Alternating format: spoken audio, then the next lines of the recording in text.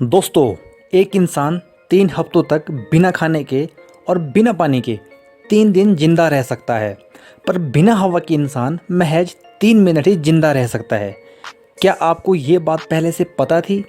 और अगर नहीं, तो आज इस बात को जान ले कि ना दिखने वाली ये हवा हम इंसानों के लिए कितनी ज़रूरी है। इंसानों के अलावा भी हर किसी के लिए ये हवा बहुत ज़रूरी है। इसके बिना कुछ भी नहीं।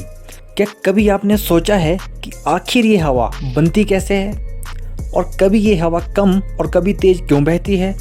ये कुछ ऐसे सवाल है जिसका जवाब आपको आज तक पता नहीं होगा।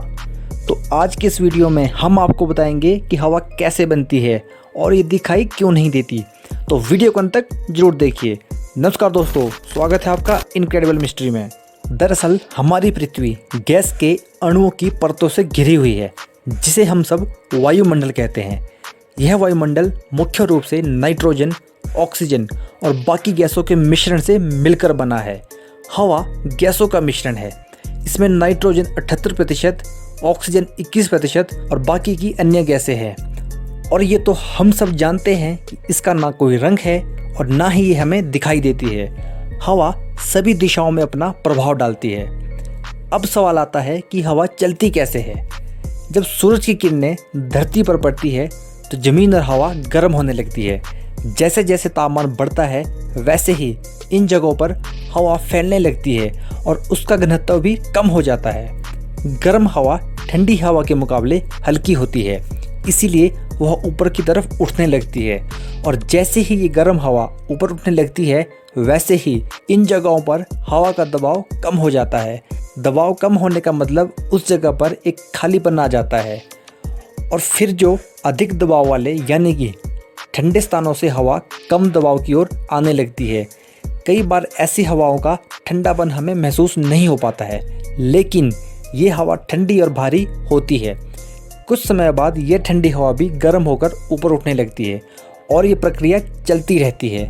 बस तापमान में आए इस बदलाव के कारण ही हवाओं का यह आना जाना लगा रहता है, और इसे ही हम हवा का चलना या बहना कहते हैं। अब आपके मन में ये सवाल भी जरूर उठ रहा होगा कि ये हवा कभी तेज तो कभी धीरे क्यों चलती है।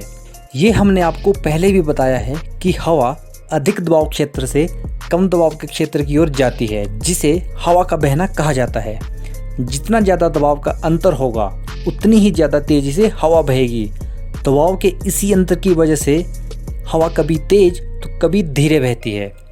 गर्मियों के मौसम में हवा इतनी ज़्यादा गर्म हो जाती है कि गर्मी के कारण ऊपर भी नहीं उठ पाती, वैसे में वह लू की तरह बहती है। और सर्दियों के मौसम में हवा बहुत ठंडी हो जाने पर कम दबाव की ओर दूर दूर तक जाने लगती है, जो शीतलहर का रूप ले लेती है। हवा हमें दिखाई क्यों नहीं देती? किसी भी ठोस चीज़ से टकराकर जब प्रकाश हमारी आंखों पर पड़ता है तब उस रिफ्लेक्शन से हमें इस ठोस चीज़ का रंग और आकार समझ में आता है। हवा के मॉलिक्यूल यानी कि अणुओं के बीच बहुत जगह खाली होती है, जिससे टकराकर प्रकाश हमारी आंखों तक नहीं आ पाता है, इसीलिए हवा हमें दिखाई नहीं देती है। हवा पारदर्शी होती है। दोस्तों, अगर हमारे द्वारा दी गई जानकारी आपको अच्छी लगी हो तो इस वीडियो को लाइक करें, शेयर करें और चैनल को सब्सक्राइब कीजिए, और साथ ही हमारे फेसबुक पेज को लाइक कीजिए। धन्यवाद।